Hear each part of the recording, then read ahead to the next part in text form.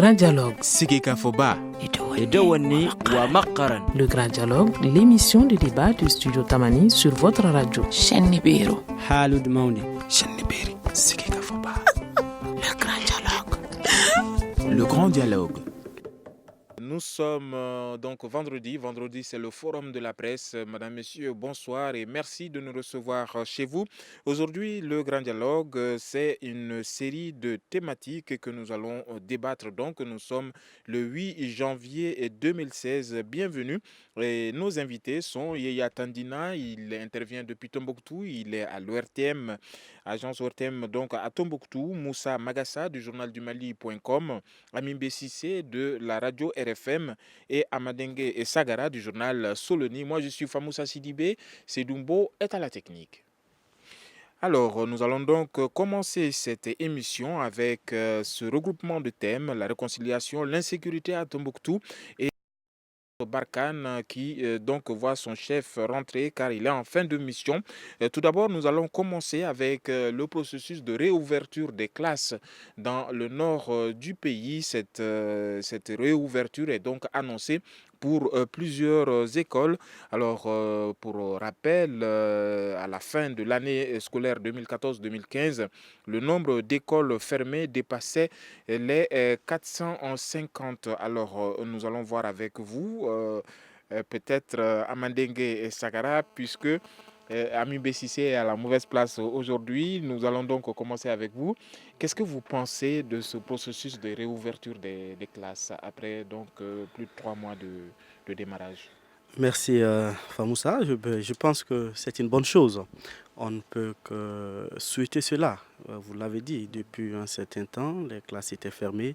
Donc, ce qui veut dire qu'il y a beaucoup, en tout cas, d'élèves qui ne vont pas à l'école, qui n'ont pas droit à l'éducation. Et c'est aussi leur avenir qui était ainsi menacé. Et a su prendre les choses en main pour rouvrir les classes. On ne peut que saluer l'initiative et souhaiter que cela puisse continuer et qu'on ne referme pas les portes et que ces enfants-là aussi, tout comme les enfants du Sud, puissent bénéficier d'une éducation.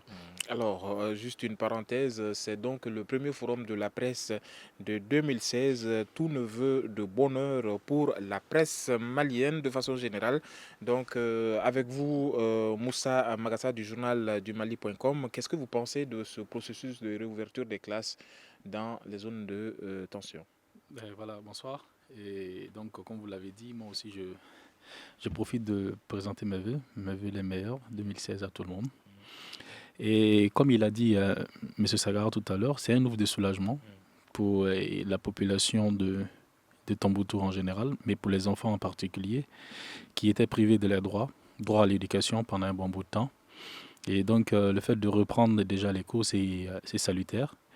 Maintenant, il faut juste espérer que les portes, comme il a dit, ne soient plus fermées et que ces enfants puissent continuer leur éducation dans les meilleures conditions, comme déjà ceux du Sud le sont déjà. Donc, encore une fois, c'est un ouf de soulagement et nous croisons les doigts que cela puisse continuer. Amimbe Sissé. Merci, bonsoir à tout le monde. J'ai aussi la même intention de joindre ma voix à celle de tous ceux qui ont parlé et au nom de la radio RFM pour présenter nos vœux le meilleur à tous vos auditeurs.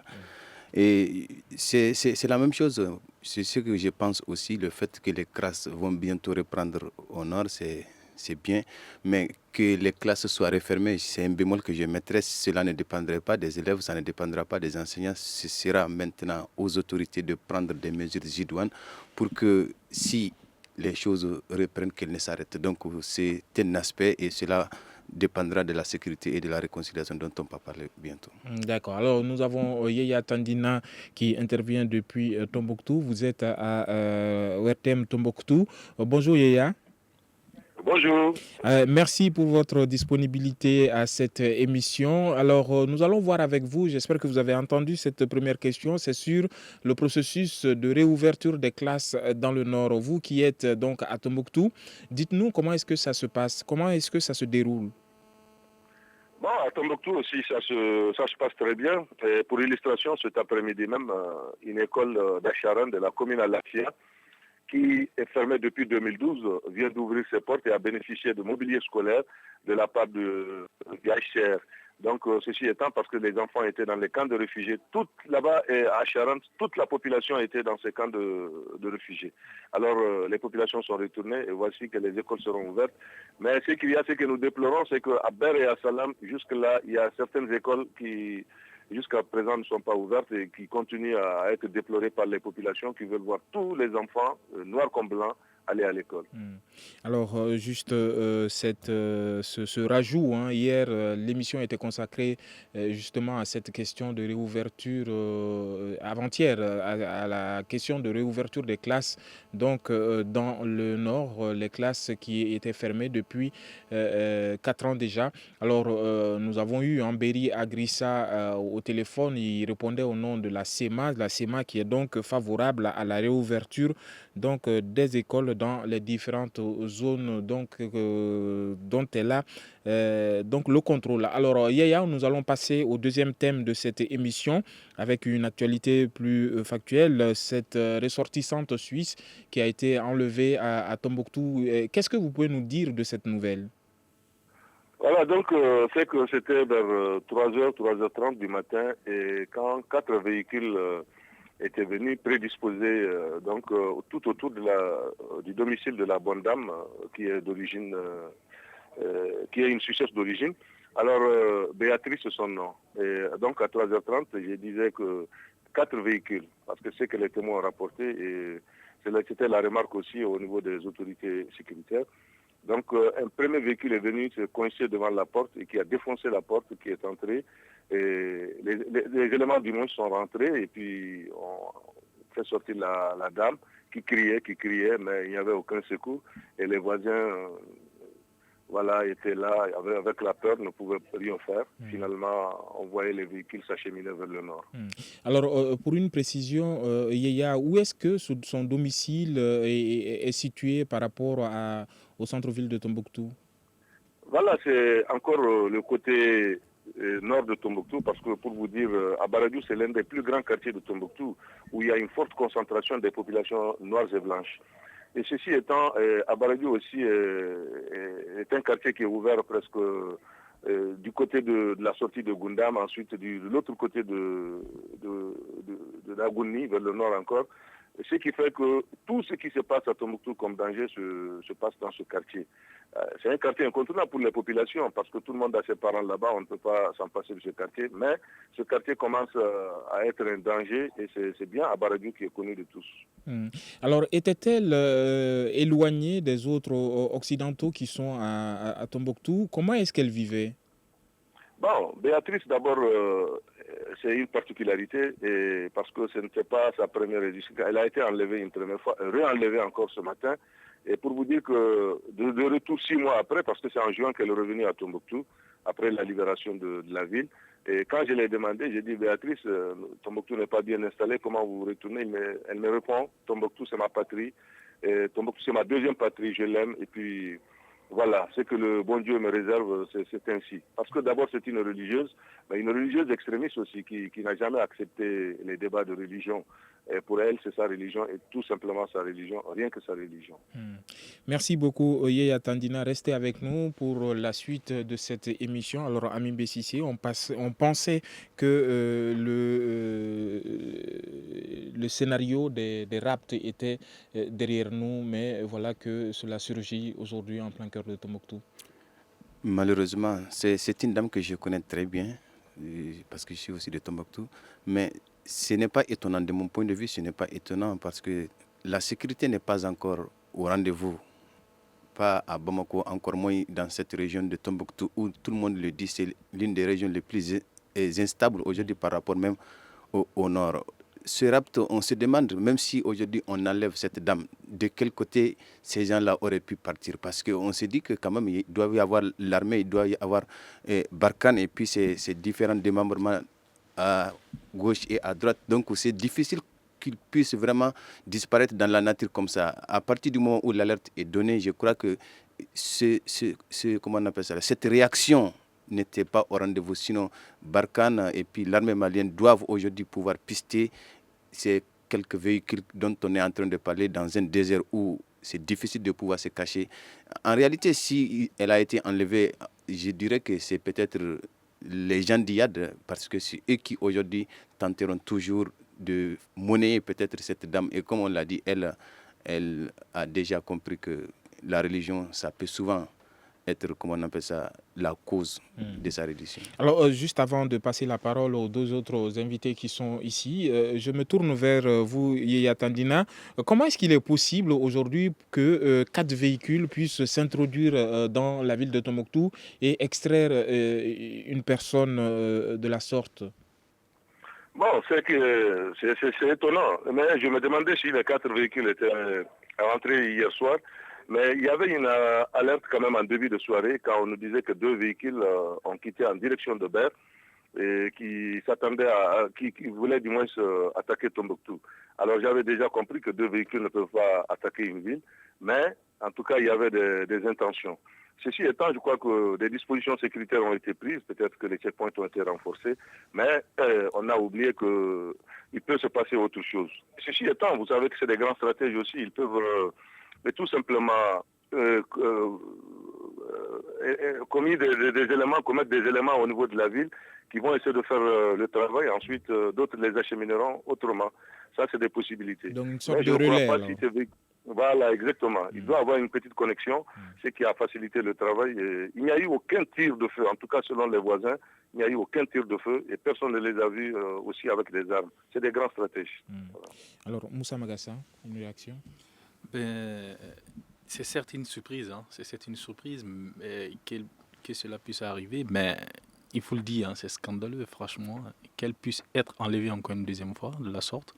C'est vrai qu'au Mali, on est dans une situation sécuritaire un peu fragile, on le remarque déjà ici à Bamako, dans le district, et donc c'est bien possible que cela arrive dans une région comme Tombouctou, mais là, être enlevé encore une deuxième fois, après celui de 2012, je crois que là encore, on se pose encore des questions, voilà, on se pose encore des questions par rapport à la mission qui s'est assignée non seulement à Barkhane et les forces armées du Mali.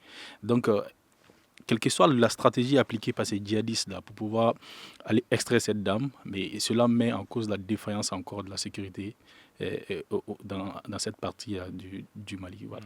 On sait que la force Barkhane met du temps à réagir. On se rappelle le rapt puis les meurtres des 2 envoyés spéciaux donc des RFI à Kidal. Aujourd'hui, comment pensez-vous que la réactivité des forces sur place puisse s'organiser? Eh bien, je rejoins mes confrères. Bon, c'est la question sécuritaire. Et il l'a dit, c'est quand même étonnant. Étonnant, vous l'avez dit, Barkhane est là, nos femmes sont là-bas, il y a les forces de maintien de la paix. C'est quand même inadmissible que de tels enlèvements puissent encore se produire à Tombouctou. Et je crois que c'est l'État qui doit prendre ses responsabilités. Qu'on essaie vraiment de donner, en tout cas la souveraineté à l'État malien, que l'État se sente présent et pour pouvoir sécuriser en tout cas sa population. Sinon, c'est quand même curieux. Barkhane qui a tout les logistiques à sa disposition, comme il a dit, comment 4 véhicules peuvent entrer et sortir sans être interceptés, c'est quand même curieux. Et je pense tout simplement que les interrogations restent. Peut-être les jours à venir pourront nous édifier, sinon on ne peut que s'interroger. Alors, Yaya Tandina, qu'est-ce que vous pensez de la force Barkhane, vous qui êtes à Tombouctou? Bon, moi je me suis toujours posé cette question, mais de toute façon, Barkhane, quand tu leur demandes, ils te diront que sa mission principale, c'est la lutte contre le terrorisme, les affaiblir et autre chose. Mais de toute façon, je crois que nous sommes dans une logique de lutte contre le terrorisme. Ce qui est sûr, on n'a plus de problème avec les mouvements armés. Et la preuve, moi, c'est ce qui m'étonne, c'est que les forces internationales sont venues se concentrer au niveau des grands centres. Pendant que il y a le grand désert qui est laissé pour compte, ce qui permet à ces groupes quand même de s'organiser, de se réorganiser et puis commettre leur forfait et puis échapper quand même à ces différentes forces. Moi, je crois que la seule stratégie maintenant, c'est de voir, parce que quand vous prenez les groupes armés actuellement, ce sont ces groupes-là qui font les patrouilles. Et ceci étant, donc, ils ne sont pas en ville. Et sur la route de Goundam, par exemple, vous avez 2 mouvements, CPA et MAA, qui font des patrouilles régulièrement. À Berre, c'est la même chose. Mais malheureusement, en dehors de ces zones, c'est difficile de rencontrer d'autres forces en train de patrouiller. Donc la MINUSMA, c'est des missions, Barkhane, c'est la lutte contre le terrorisme. Finalement, on ne comprend rien et c'est ce qui crée cette ambiguïté. Et finalement, les actes sont là et visibles. Merci beaucoup, Yaya Tandina. Je rappelle que vous intervenez depuis Tombouctou. Nous allons marquer une courte pause. Vous écoutez Studio Tamani, votre avis nous intéresse. Écrivez vos commentaires et suggestions sur la page Facebook et dialoguez avec nous. Studio Tamani, c'est aussi les réseaux sociaux. Les réseaux sociaux, c'est notre compte Twitter, notre page Facebook et vous pouvez également faire un tour sur notre site web www.studiotamani en un seul mot.org. Alors, un grand merci à tous nos auditeurs qui nous suivent à travers l'une des 50 radios partenaires dans tout le pays. Alors, nous sommes aujourd'hui vendredi et vendredi, c'est le forum de la presse et nous allons donc entamer la deuxième partie de cette émission consacrée à la prolifération des chaînes de télévision privées au Mali. Alors, des chaînes de télévision qui émettent sans autorisation. Aujourd'hui, 7 d'entre elles émettent sans autorisation, une situation qui embarrasse le gouvernement. La multiplication des chaînes privées, cette aujourd'hui, pourrait bien continuer dans les mois qui viennent. Ami Bessissi. Votre avis? Moi, je ne suis pas du tout d'accord que ce soit une prolifération des radios. Je dirais une création. Des chaînes télé. Oui, moi, je dirais une création de. Alors, quelqu'un doit avoir son téléphone allumé. Non, ce n'est pas du tout moi. D'accord. Alors, Donc, ça doit être à la régie, alors. Donc, moi, Allez-y. je dirais que c'est une création de chaînes de télévision. Aujourd'hui, vous savez, on est en train de le dire tout de suite, le Mali est un pays qui est vraiment en situation d'insécurité. Et il y a plus de 300 chaînes internationales de télévision qui sont diffusées au Mali. Les Maliens, aujourd'hui, ont besoin de comprendre ce qui se passe chez eux. Et ces promoteurs qui sont en train de créer des chaînes de télévision aujourd'hui, à mon avis, ont le droit, même s'il n'y a pas cette autorisation. Parce que, pour rappel, cette loi a été prise depuis 2012 au temps de Amadou Toumani Touré, la loi 019 du 12 mars 2012. Et son décret d'application a été pris par Ibrahim Boubacar Keïta en 2014. Donc moi, je pense que c'est l'État aujourd'hui, comme pour les radios, il suffit tout simplement aujourd'hui, après la création de la haute autorité de communication, de régulariser ces chaînes. Et le problème est fini. Mais on ne peut pas aujourd'hui permettre à des chaînes internationales d'émettre au Mali et ne pas permettre à des Maliens d'avoir leur propre chaîne de télévision parce que ça peut favoriser beaucoup de choses dans la situation où nous sommes. RFM aurait-elle des ambitions? RFM, bien sûr, tout le monde a des ambitions et RFM est l'une des radios très ambitieuse et il ne faudrait pas passer à la télé. Mais RFM aujourd'hui est une radio légale comme beaucoup de radios au Mali, mais RFM avait fait son combat aujourd'hui. S'il y a vraiment possibilité de créer une télévision, RFM ne va pas hésiter parce que c'est toujours un travail pour le peuple et pour le Mali. Le grand Saxe doit être à l'écoute. Il est à l'écoute, ça je te le garantis. Alors Amadé Sagara, qu'est-ce que vous pensez de ces chaînes de télé? La question est sérieuse. Je ne suis pas trop d'accord avec M. Cissé, et parce que là encore, ça démontre un désordre dans notre État. L'État ne contrôle rien. Il a parlé en fait du décret, mais il n'y a aucune loi aujourd'hui qui encadre cette télévision-là. Qui a les moyens s'élève et crée sa télévision. L'État ne contrôle pas. Il n'y a pas de loi qui régisse ces médias. Et je crois que c'est très dangereux. C'est un peu le désordre. Vous voyez avec le cas des radios. Les gens ont commencé, les salons sont transformés en radio. Voilà, tel prédicateur se lève et crée sa radio. Et finalement, où en sommes-nous? L'État était obligé, n'est-ce pas, de fermer cette fréquence. Et la télévision, si l'État ne se lève pas, comme vous l'avez dit, dans les jours à venir, ça va couler. Au Mali, il suffit que quelqu'un commence pour que les autres le suivent. Il faut qu'une personne donne le ton, tous les autres le suivent. Et aujourd'hui, c'est vrai, nous ne sommes même pas, il l'a dit, ce pays n'est pas stable. Qu'est-ce qui me montre que voilà, des groupes terroristes djihadistes ne peuvent pas diffuser leurs messages à travers ces télévisions qui ne sont même pas contrôlées, qui émettent sans autorisation, c'est très grave. Et là encore, moi, je vois la faille de l'État malien, une faiblesse de nos autorités.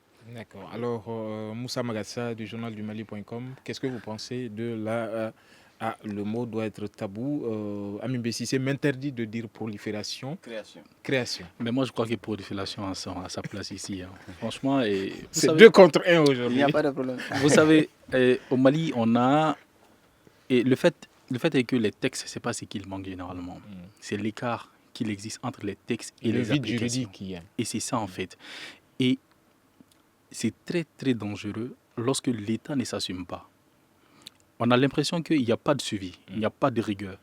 Et on prend des textes, même là, avec le hack qui va bientôt arriver, je me demande si est-ce que l'État va pouvoir tenir. Le hack qui est déjà en place. C'est ça. Et je me demande est-ce que l'État va pouvoir tenir. Parce que le fait n'est pas de voter des lois, mais de veiller à ce que ce soit appliqué.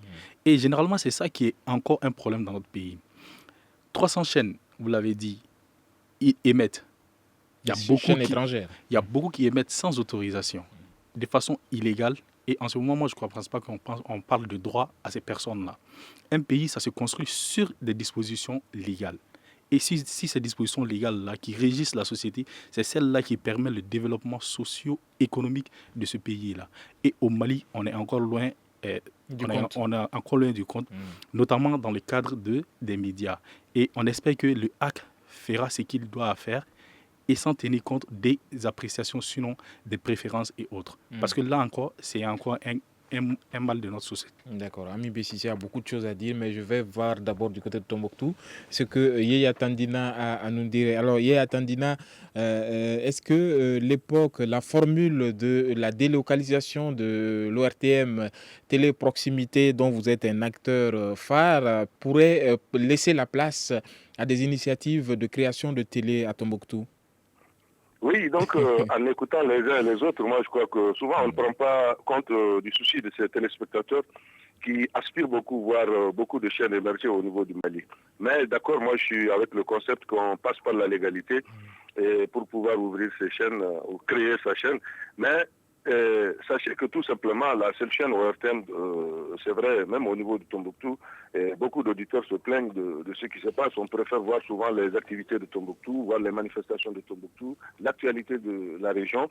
Mais malheureusement, ça pose problème quand on sait que le Mali, c'est 8 régions, un district où il y a plusieurs cultures, il faut faire tout passer. Ça pose problème. Mais il faut prendre compte aussi de l'aspiration quand même de ces communautés qui veulent se voir et sentir que la télé, ça leur appartient aussi.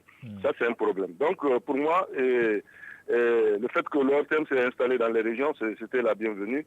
Mais sachez que les populations sont prêtes aussi à recevoir d'autres chaînes si vraiment il y a des possibilités. Mais moi, j'ai dit seulement dans la légalité. D'accord, merci. Alors, c'est 2 contre 2. Ami Bessissé. Non, mais ce n'est pas une question d'égalité, ce n'est pas un match. En réalité, moi, je suis en train de défendre un concept, comme l'a dit le grand frère Yaya Tandina. La haute autorité de communication, quand ils ont rencontré la presse ici, Foye Touré, que le président a été très clair, nous sommes là pour régulariser, nous ne sommes pas là pour interdire quoi que ce soit. Et nous aux gendarmes. Non, oui, bien sûr. Aujourd'hui, c'est clair ce qui se passe au Mali. L'aspiration, elle est déjà là.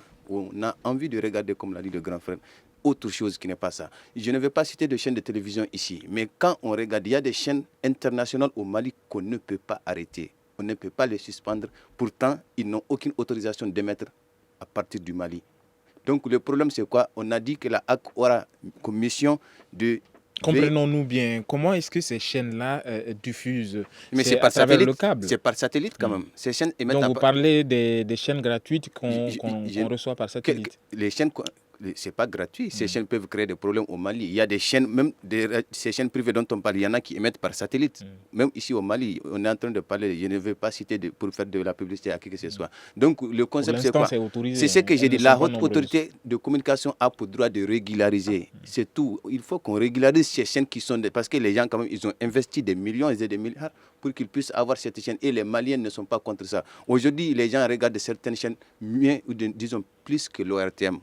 L'ORTM, souvent, c'est à gauche et à droite que certains regardent. Parce que l'ORTM est là pour le service public selon eux. Ils sont là pour le régime. Ils ne sont pas là pour le peuple. Comme mais en cas de désordre, par exemple, Ami Bessissé, en cas de manque à l'éthique et à la déontologie, comment est-ce que cela va se passer quand la HAC dit qu'elle n'est pas gendarme?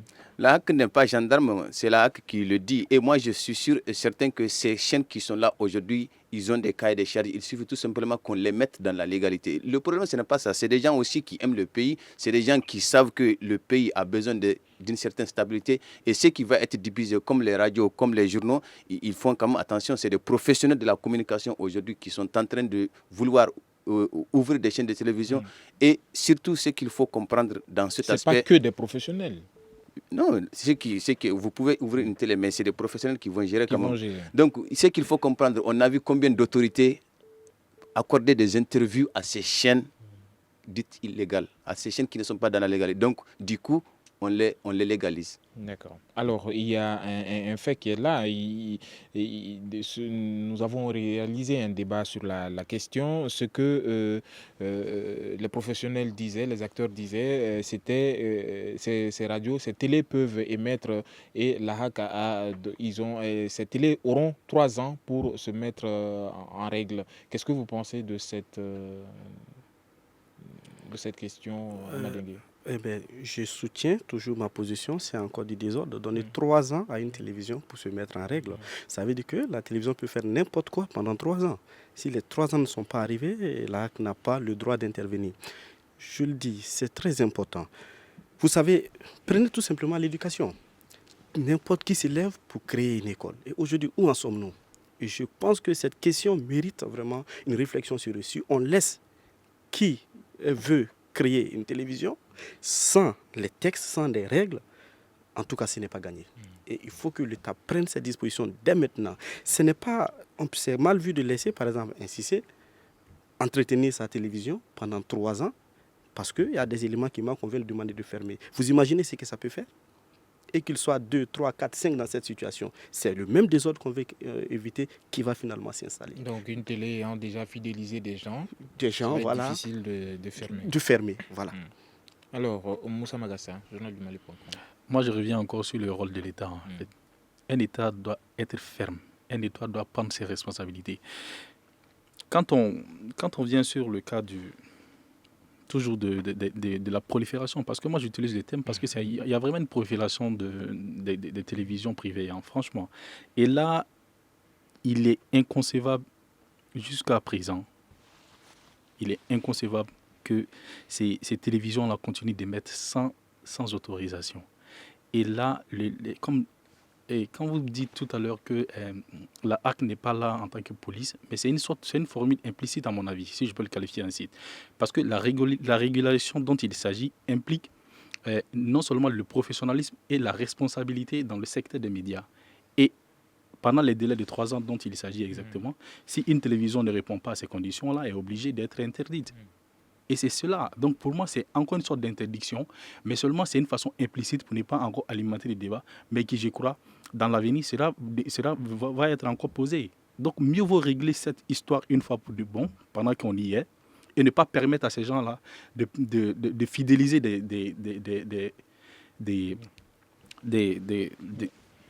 l'audience. Voilà, de l'audience, et après venir maintenant demander à ce qu'on les ferme, parce que là encore, ça va créer un problème. Oui. Alors, qu'est-ce que vous pensez de cette question du manque de fermeté des autorités, Yaya Tandina?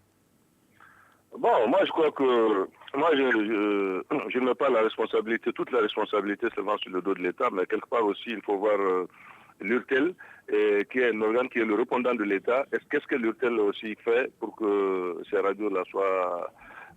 ces chaînes de télévision puissent être réglementées. Voilà, ça c'est une première étape.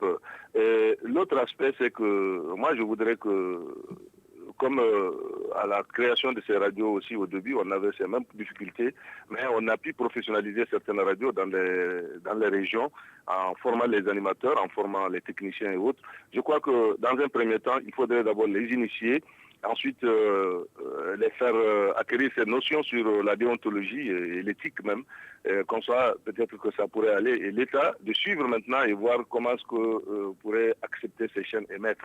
Et ça aussi, c'est avec des conditions. Parce que les télés sont différentes des radios. Et souvent, ces chaînes-là peuvent diffuser des éléments qui peut-être ne sont même pas acceptés par nos communautés, qui vont à l'encontre, qui sont des éléments qui vont à l'encontre de notre culture. Ceci étant, il faut beaucoup faire attention, sinon ça peut provoquer des tensions, ça peut provoquer des guerres, ça peut aussi faire beaucoup de choses. Mais moi, je crois que la responsabilité n'est pas seulement sur le dos de l'État, mais il faut aussi impliquer l'URTEL. Merci beaucoup, Yaya Tandina. Une courte pause et nous nous retrouverons pour la suite de cette émission. Une réaction, Un avis? Un commentaire? Réagissez sur la page Facebook de Studio Tamani et restez connectés avec nous. Studio Tamani sur les réseaux sociaux pour vous faire entendre. Studio Tamani, c'est aujourd'hui le forum de la presse. Nous recevons 3 journalistes et un 4e en ligne. Il intervient depuis Tombouctou.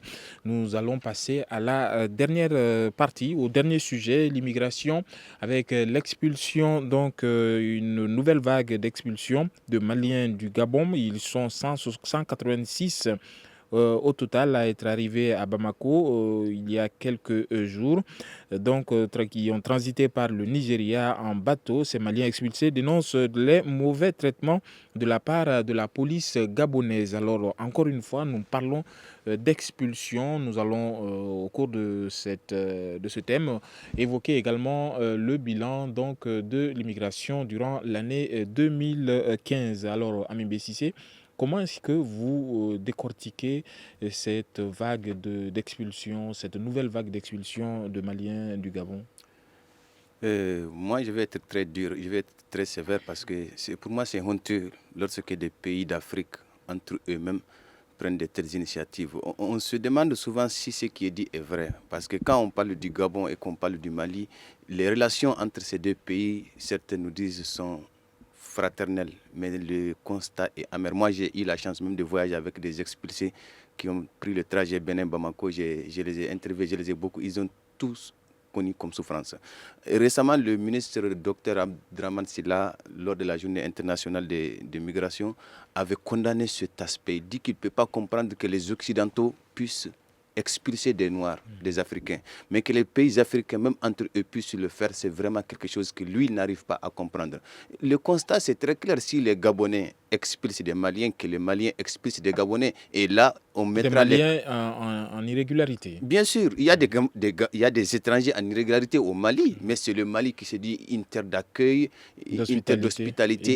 Et puis voilà, le président, même lors de son investiture, a mis l'accent sur ça, que les ambassadeurs, que les consuls défendent bec et oncle les intérêts des Maliens. Mais encore une fois de plus, le constat est patent. Le président ne s'assume pas, les ministres, c'est la même chose. Et ce sont les Maliens qui continuent vraiment à être dans la tourmente et surtout dans la honte. Je ne conçois pas cela vraiment en tant qu'Africain, que des Africains puissent se le faire. Alors, selon le ministère des Maliens de l'extérieur, c'est près de 5000 Maliens qui ont regagné le bercail après ces nombreuses vagues d'expulsion. Alors, Amadingue et Sagara, du journal Soloni, qu'est-ce que vous pensez de cette situation?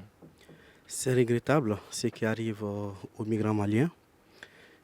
Aujourd'hui, je serais, comme il a dit, dur, mais moi, vis-à-vis du gouvernement. Voilà, ce qui arrive à nos compatriotes est très triste. Après le Maroc, la Libye, la Guinée équatoriale, aujourd'hui c'est le Gabon à son tour qui chasse ces gens-là comme des malpropres sans tenir compte même de leurs droits fondamentaux. Et pendant ce temps, qu'est-ce que fait notre État? Je vois que le Mali n'a aucune politique, en tout cas, qui protège nos migrants. Un pays qui ne peut même pas donner le nombre exact de ses citoyens à l'étranger. Depuis 8 ans, on nous donne le même chiffre qui n'évolue pas. Ce n'est pas croyable. Et comment on peut comprendre que toujours nos citoyens sont malmenés, refoulés? Qu'est-ce que fait l'État? Je pense que c'est une irresponsabilité. Un État qui se respecte ne doit pas laisser certaines choses arriver. Voilà. Alors, selon le ministère, l'État s'est doté d'une politique et cette politique protège amplement les migrants maliens. Est-ce que vous pensez que c'est le cas, Mamadou Sagara, Moussa Sagara, pardon. Moussa Magassa. Moussa Magassa. Ouais. Non, avant de revenir sur la politique que préconise déjà le ministère, déjà il faut préciser que la libre circulation au sein de l'espace CIMAC, qui a été beaucoup soutenu par le président Ali Bongo, a fait objet de débat à Libreville. Parce qu'on le sait, aujourd'hui, il n'est pas bon vivre au Gabon quand vous êtes identifié entre parenthèses, étranger. Ouest-africain. Ouest-africain ou quoi. Parce que là, c'est cela. La rhétorique du xénophobe est en marche là-bas. Est en marche. Et le fait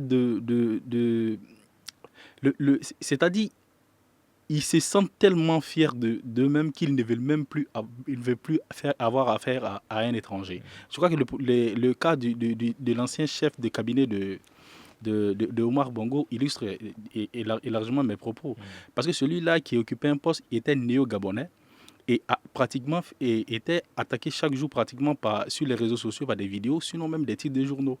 Donc c'est une réalité au Gabon. La xénophobie est de taille et on ne veut pas avoir d'étrangers chez eux. Mais là encore, c'est que le Gabon, on n'explique pas parce qu'ils ont envie d'expulser.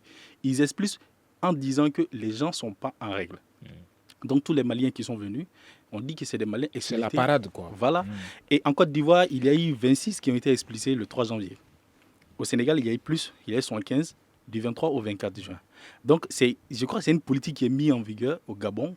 Mais est-ce que si le Gabon expulse de la sorte, est-ce que le Mali doit faire pareil? Ça, c'est une autre question à être posée. Ça, je ne sais pas. Yaya Tandina, votre avis sur ces vagues d'expulsion? Bon, en tant que Tombouctien, je m'associe en tout cas aux autres Maliens pour déplorer ce qui s'est passé au Gabon. C'est vraiment honteux quand même de voir un pays africain expulser un nombre de Maliens comme ça. Mais la question que je me pose, est-ce que réellement on a vérifié si c'est des Maliens? Parce que pour illustration, moi je vous dis ici à Tombouctou, on est en train de voir des étrangers qui disposent de toutes les pièces maliennes. Donc souvent quand c'est la vague avec les rafles et autres, on découvre que c'est des Maliens et puis on les laisse. Et ils ont à leur disposition les pièces d'identité maliennes grâce à leurs petits sous qu'ils donnent aux agents et puis facilement ils peuvent s'enquérir de ces pièces-là. Donc généralement quand il y a des cas comme ça, on dit c'est les Maliens, c'est des Maliens, mais essayez de vérifier, voir si réellement ils vont à leur village d'origine. Ça va là où on serait bien identifié. Parce que c'est difficile. Je crois qu'un Malien sérieux, quand il va en aventure, il va avec toutes les dispositions. Et ça, tout le monde sait que les Maliens sont des aventuriers, c'est des gens qui cherchent, c'est des gens qui travaillent pour gagner. Mais quelques rares personnes le font, hein, mais en réalité, généralement, c'est des étrangers qui le font au nom du Mali. Moi, je crois que c'est la question qui se pose à notre niveau ici. C'est un phénomène qui a... Et je m'excuse, c'est un phénomène qui a presque tendance à disparaître. Avant, les gens passaient par là et Gao pour rejoindre la Libye et l'Algérie, qui sont aujourd'hui des villes non hospitalières. Alors, c'est pourquoi ce phénomène n'est pas connu dans ce nord actuellement. Mais nous quand même, nous associons aux autres Maliens parce qu'on dit que c'est le Mali. Quand c'est le Mali, nous sommes tous touchés. Alors, la transition est toute trouvée pour parler du sommet de Malte avec vous, Yaya Tandina, avec ces vagues de Syriens qui arrivent dans le nord, qui transitent par le nord et qui viennent, ils prennent le Mali pour un passage pour aller en Europe. Qu'est-ce que vous pensez de ces nombreux Syriens qui transitent par le Mali? Bon, en réalité, on l'a dit, mais jusqu'à preuve de contraire, moi, je suis en tout cas en train de faire des investigations, tout comme beaucoup d'autres journalistes, mais jusque-là, on n'a pas pu avoir des vrais Syriens. Mais je sais que la vague qui était venue... Donc, il n'y a que des faux. Ouais, pour le moment, en tout cas, nous, on n'a aucune preuve que c'est des Syriens. Et j'ai suivi sur les médias, beaucoup l'ont dit, mais en réalité, jusque-là, nous, on n'a vu aucun Syrien, en tout cas dans cette partie du nord, dans la région de Tombouctou. Cela n'a pas été vu. C'est des vagues de réfugiés qui étaient arrivés quand les gens l'ont vu. Parce que même les images qui étaient sorties sur certains médias, moi j'ai vu, c'était mes propres images, mais c'était des Maliens. C'était des Maliens. Donc, je ne peux pas confirmer que c'est des Syriens qui sont là. En tout cas, jusque-là, on n'a pas la preuve. D'accord. Merci beaucoup, Yaya. Restez avec nous. Ami Bessissé, vous voulez ajouter quelque chose? Bien sûr, moi, je vais confirmer à Yaya Tandina que des Syriens sont bel et bien au nord parce que j'ai fait des enquêtes au niveau même de l'Assemblée nationale. Il y a des élus de la nation qui me l'ont confirmé qu'il y a bel et bien des Syriens on voit que les autorités sont au courant de ce qui se passe, de ce qui se trame. Lorsqu'on pense à 2012, où on est parti accueillir des étrangers, la catastrophe du Mali est venue de là. Et aujourd'hui, on laisse... Avec armes et bagages. Avec armes et bagages. Là, au moins, il y avait un semblant d'autorité qui était là. Mais aujourd'hui, tel n'est pas le cas. Les gens viennent... On a même des informations que c'est le MNLA qui les accueille. Même si ce n'est pas à Tombouctou, c'est au nord du Mali. Et c'est encore beaucoup plus dangereux lorsqu'on sent et on sait que le pays est en train de chercher sa stabilité. Donc moi, je crois que cette situation doit vraiment trouver une formule. Les autorités le savent, mais malheureusement, le président désormais et aujourd'hui ne peut pas aller à Kidal. Donc il va falloir attendre. Moussa Magassa. En fait, on le dit généralement que c'est facile de critiquer. Hein. Mais si c'est pour le cas du Mali, oui, moi j'accepte de critiquer. Vous savez, comme il a dit, il faut que l'État assume ses responsabilités. Parce que tout ça, c'est cela en fait. On a un État négligent qui ne mesure pas la portée souvent des problèmes, ou bien soit on n'applique pas les règles comme il le faut. Et finalement, on arrive à ce demandade-là. Quand le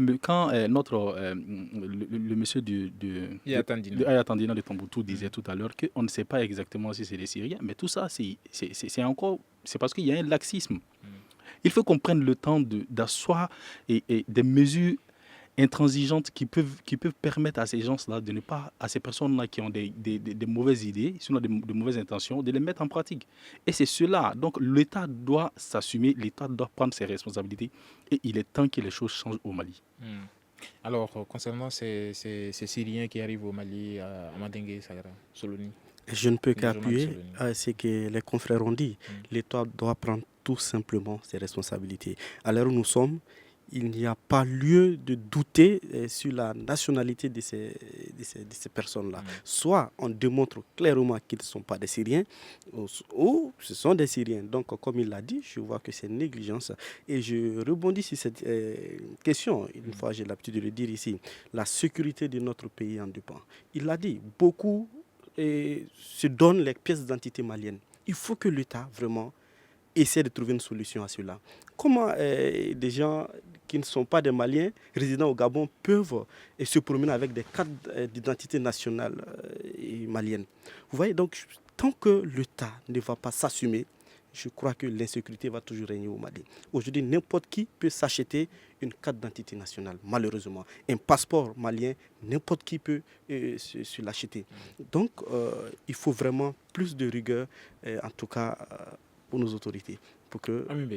Moi, pressé de prendre la parole. Bien sûr, moi je ne pense pas que ce soit une justification pour l'acte du Gabon. Ils ont acheminé ces réfugiés où? Au Mali. Ce sont les autorités qui les ont accueillis. Peu importe, lorsque vous avez un document administratif d'un pays, que ça soit authentifié ou pas, on doit quand même se dire que c'est des Maliens, parce que c'est des documents maliens qu'on a avec eux. Comme tel. Donc les prendre comme ça, sans même leur permettre de prendre quoi que ce soit, les jeter comme ça, comme il l'a dit, de malpropre, moi je pense que c'est l'acte qui est condamnable. Maintenant, comme il a dit, tout doit être dans la légalité. Aujourd'hui, la carte d'identité au Mali, les policiers, on vous prend avec carte d'identité, mais on demande autre chose. Il y a toujours une raison pour les agents aujourd'hui de pouvoir vous mettre dans des situations difficiles. En fait, l'acte condamnable dont il s'agit, en fait, c'est généralement nos consulats qui sont dans ces différents pays-là, ou sont dans nos ambassades qui sont là-bas. C'est eux qui sont en charge des Maliens qui vivent dans ces endroits précis, et c'est à eux de prendre les responsabilités. C'est une façon implicite pour nous de dire que ceux-là qui y vivent là-bas, ou ceux-là qui sont responsables de ces personnes-là, puissent également prendre les responsabilités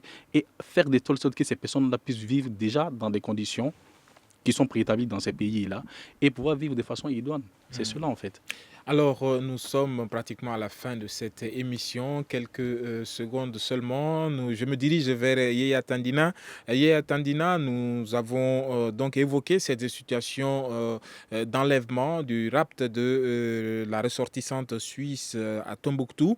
Est-ce que vous pouvez nous dire les derniers développements donc, en cours dans la région avant de nous quitter? Bon, ce qui est sûr, aujourd'hui, les forces de sécurité sont toujours sur le terrain en train de chercher les auteurs, mais malheureusement, aucune trace n'a été retrouvée. Et comme je l'ai dit, c'est difficile dans un contexte pareil, mais Permettez-moi de magnifier tout mon soutien et ma sympathie à la communauté chrétienne de Tombouctou et qui s'en veulent et qui croient que vraiment c'est une communauté qui est recherchée et puis qui est ciblée. Mais tout loin de là, en tout cas, ce qui est sûr, c'est la situation au Mali qui le fait. Et je crois que les jours à venir doivent augurer de bonnes perspectives. Je souhaite que la paix revienne au fond de mon cœur pour tout le Mali, pour qu'on ne parle plus de rap ou autre chose, surtout à Tombouctou. Merci Yaya Tandina de l'ERTM Tombouctou pour ces mots gentils à l'endroit donc de la communauté chrétienne. C'est donc la fin de cette émission et nous vous souhaitons donc un bon week-end. Les journalistes qui étaient avec nous aujourd'hui, Yaya Tandina au RTM Tombouctou, Moussa Magassa du journal du Mali.com, Ami Bessissé de la radio RFM et Amadengue Sagara du journal Soloni. Merci à vous pour votre disponibilité. Je suis Famoussa Sidibé. Ayoubasso était à la réalisation de cette émission. Seydumbo était à la technique. Nouhoum Diré à la régie vidéo. Nous vous disons bon week-end et à lundi pour un autre débat. Bonsoir.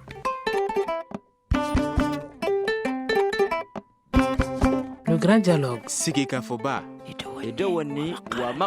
Le grand dialogue, l'émission de débat du studio Tamani sur votre radio. Shenibero. Halud Mauni. Sheniberi. Sigeka Foba. Le grand dialogue. Le grand dialogue.